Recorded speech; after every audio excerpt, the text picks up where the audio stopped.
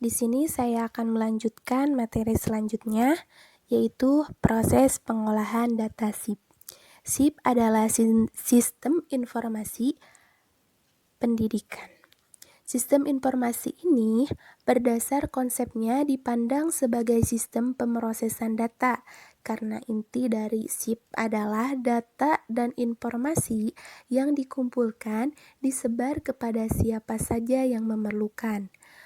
Pemrosesan data yang dimaksud yaitu yang dilakukan oleh para kepala madrasah yang meliputi bidang administrasi umum, supervis, administrasi personil, administrasi kurikulum, administrasi sarana, prasarana, administrasi keuangan, dan administrasi hubungan dengan masyarakat. Pemrosesan data yaitu diantaranya yang pertama, pengumpulan data. Menurut Gordon B. Davis, informasi adalah data yang diolah dan penting artinya untuk pengambilan keputusan, yaitu dengan beberapa metode diantaranya. Yang pertama, melalui pengamatan secara langsung. Kelebihannya, dapat menikmati objek secara langsung, secara cermat, dapat mengumpulkan data-datanya. Kekurangannya yaitu metode ini berkurang apabila perkembangan organisasi semakin meluas sehingga data yang dibutuhkan lebih banyak dan kompleks dan waktu yang dibutuhkan pun lebih lama. Untuk mengantisipasinya pun harus lebih banyak ditambahkan, namun dampak negatifnya yaitu lebih tidak efisien.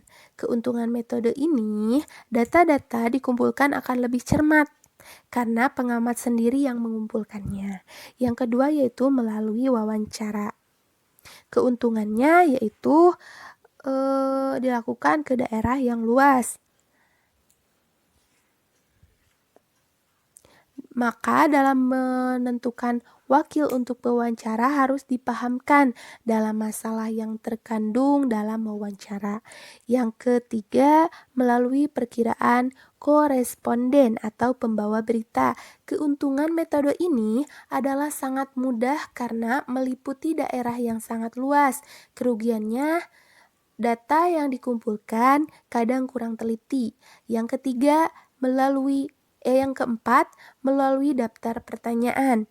Lebih efisien dibandingkan dengan metode wawancara, karena dalam pengumpulan data tidak memerlukan pewawancara. Kekurangan pada metode ini, pembeli data kemungkinan tidak mengisi atau tidak mengembalikan data yang telah diisinya berupa beberapa tajuk pertanyaan. Nah, pemrosesan data yang kedua ada pengolahan data. Pengolahan data adalah suatu proses kegiatan berpikir dengan bantuan tangan atau suatu alat yang mengikuti serangkaian langkah-langkah pola tertentu untuk mengubah data menjadi bentuk tersusun, sifat atau isinya lebih berguna. Nah, menurut Gordon, aktivitas dalam proses pengolahan data diantaranya ya, yang pertama, capturing, yaitu menunjukkan pencatatan dari suatu peristiwa dalam satu bentuk berupa formulir-formulir. Yang kedua, pemeriksaan. Yang ketiga, penggolongan. Yang keempat, penyusunan atau penyortiran. Yang kelima, peringkasan. Yang keenam, perhitungan atau penghitungan. Yang ketujuh, penyimpanan. Yang kedelapan, pengembalian kembali. Yang kesembilan, reproduksi. Yang kesepuluh, penyebaran pengkomunikasian. Adapun menurut Gordon mengungkapkan 4 metode pengolahan data yaitu diantaranya yaitu manual. Metode ini dalam semua operasi data dilakukan dengan tangan dan bantuan penting seperti pensil, kertas, dan mistar hitung. Yang kedua adalah elektromekanikal. Metode ini merupakan gabungan dari orang dan mesin. Yang ketiga ada punched card equipment. Semua alat yang dipergunakan disebut sebagai suatu sistem warkat unit. Warkat unit ini adalah data mengenai seseorang, suatu objek atau peristiwa biasanya dicatat dalam suatu kartu. Kartu yang mengandung subjek yang sama digabungkan dalam satu file. Yang keempat, elektronik komputer, yaitu metode yang menggunakan komputer untuk mengolah datanya. Yang ketiga, dari pemrosesan data ada penyimpanan data. Penyimpanan data di dalamnya yaitu pengarsipan. Tujuannya yaitu untuk memecahkan persoalan, menjaga dan memelihara fisik arsip atau dokumen agar terlindungi dari kerusakan, terbakar atau hilang. Nah, yang keempat yaitu pengeluaran data. Pengeluaran data adalah memindahkan data atau informasi dari bagian sistem informasi manajemen ke bagian yang memerlukan, terutama pembuat kebijakan.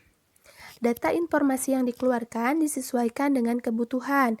Pengeluaran ini adalah bukan hanya pengeluaran dari komputer atau dari alat-alat pengolahan data atau informasi, tetapi dari bagian pengolahan SIM atau bank data dan informasi pada bagian lain atau pada pembuat kebijakan.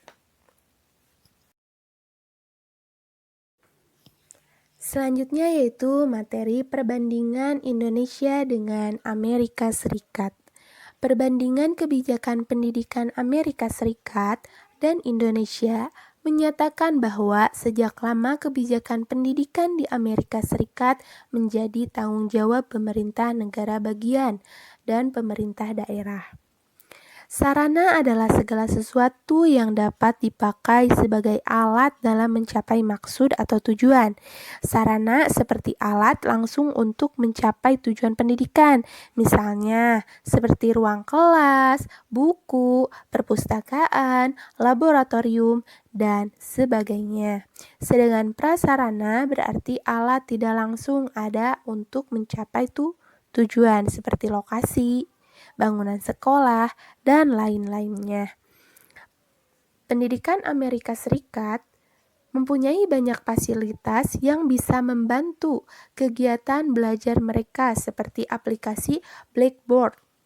Aplikasi Blackboard ini bisa dipakai dengan platform buat berkomunikasi dan berbagai konten. Kelebihan dari Blackboard ini banyak software atau jasa-jasa belajar mengajar yang terintegrasi dalam sistemnya. Jadi memberikan keluasan bagi siswa atau guru. Sistem ini juga lebih aman loh dan pastinya paperless. Fasilitas sarana dan prasarana di Amerika sudah terbilang canggih di dunia karena negara yang telah merdeka lebih dari 237 tahun dapat mempersiapkan dan membangun infrastruktur negara dengan sangat baik termasuk sarana dan prasarana pendidikan. Sehingga layak disebut negara maju, negara superpower, pemimpin dunia, pusat informasi dan teknologi dunia. Hal ini terlihat bahwa universitas terbaik dunia masih dipegang Amerika Serikat, seperti Harvard University, Columbia University, dan lain-lain. Sekarang ini menurut Clayton M. Christensen dan Michelle B. Horn dalam New York Times atau Education News, online education sedang melakukan inovasi dan pengembangan di bidang pendidikan. Targetnya adalah untuk para pekerja yang menghabiskan waktunya dengan bekerja dan tidak memiliki waktu luang untuk pergi ke university. Bahkan Harvard Business School telah membuka kelas online. Sebelum memulai online education, biasanya para siswa dituntun dengan modul pembelajaran dalam website tertentu yang bertujuan untuk menentukan level siswa tersebut. Setelah itu akan ada diskusi tentang beberapa aplikasi yang sesuai dengan pilihan siswa tersebut. Adapun potret sarana dan prasarana pendidikan di Indonesia walaupun sudah berkembang dari mulai sarana dan prasarana fisik maupun non-fisik, fasilitas sarana dan prasarana di Indonesia hanya perlu untuk dikembangkan dengan menganut pada negara berkembang yang disesuaikan dengan zaman dan kebutuhan masing-masing. Banyak fasilitas sarana dan prasarana di Indonesia yang mungkin saja penyebarannya tidak merata dan tidak tersebar secara luas akibat beberapa faktor penyebabnya. Adapun masalah fasilitas sarana dan prasarana pendidikan di Indonesia diantaranya yaitu fasilitas yang minim dan tidak merata, seperti di desa dan di kota itu tidak merata. Di kota bisa merata saja, tapi di desa tidak merata karena kurangnya koordinasi ke desa-desa yang terpencil maksudnya ya. Yang kedua ada alokasi dana yang terhambat. Banyak kasus penyalahgunaan dana administrasi sekolah membuat sarana dan prasarana sekolah tidak terwujud sesuai dengan harapan. Adanya permainan uang dalam administrasi membuat pendidikan semakin tidak pantas mencapai titik keberhasilan. Yang ketiga, perawatan yang kurang buruk. Ketidakpedulian dari sekolah terhadap perawatan fasilitas yang ada menjadikan buruknya sarana dan prasarana, sikap acuh tak acuh, dan tidak adanya pengawasan dari pemerintah membuat banyak fasilitas sekolah yang terbengkalai. Ketidaknyamanan menggunakan fasilitas yang ada akibat kondisi yang banyak rusak membuat para pelajar enggan menggunakannya. Seperti kasusnya ya, seperti laboratorium yang pernah saya kunjungi, alat-alat lab itu disimpan dengan baik, tetapi tidak pernah dipakai sehingga ada yang rusak, seperti itu. Yang kedua ada perbandingan Indonesia dengan Finlandia. Pendidikan formal di Finlandia sepenuhnya dipegang oleh pemerintah dan disediakan secara gratis untuk semua warga Finlandia, segala usia dan tingkat pendidikan. Fasilitas gratis ini meliputi sarana dan prasarana belajar, makan harian di sekolah, serta transportasi bagi murid yang tinggal jauh dari lokasi sekolah. Pengecualian bagi murid-murid pendidikan menengah atas yang perlu membeli buku cetaknya sendiri-sendiri dan bagi peserta pendidikan orang dewasa yang mungkin perlu membayar makanannya sendiri. Selain itu, siswa menengah atas maupun mahasiswa dapat mengajukan bantuan dana kuliah melalui sistem beasiswa maupun pinjaman dana pendidikan. Pendidikan formal di Finlandia sepenuhnya dipegang oleh pemerintah setempat dan disediakan secara gratis untuk semua warga negara Finlandia di segala usia dan tingkat pendidikan. Fasilitas gratis ini berupa makan harian di sekolah, sarana dan prasarana, dan juga transportasi bagi siswa yang tinggalnya jauh dari lokasi rumah. Selain itu, siswa sekolah menengah atas ataupun mahasiswa dapat mengajukan bantuan dana ya. Yang pilihan sekolah di Finlandia hanya sedikit dan semua dikelola oleh pemerintah. Pelajar-pelajar di sana kebanyakan menuntut ilmu di sekolah luar negeri. Dan adapun banyaknya di sekolah negeri karena hanya ada sedikit sekolah swasta di Finlandia. Pemerintah melarang sekolah membebani siswanya dengan biaya sekolah, termasuk juga sekolah swasta, tetap diatur secara ketat oleh pemerintah dalam hal pengaturan biaya sekolah. Sekolah di sana mempunyai lingkungan yang aman dan sehat untuk anak-anak.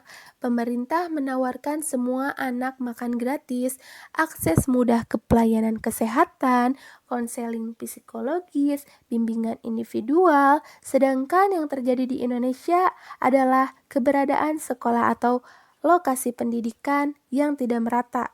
Di Pulau Jawa khususnya, sekolah seakan bertebaran di mana-mana. Pendirian sekolah swasta pun juga sangat mudah dilakukan. Kondisi lain tampak di bawah kawasan pelosok Nusantara.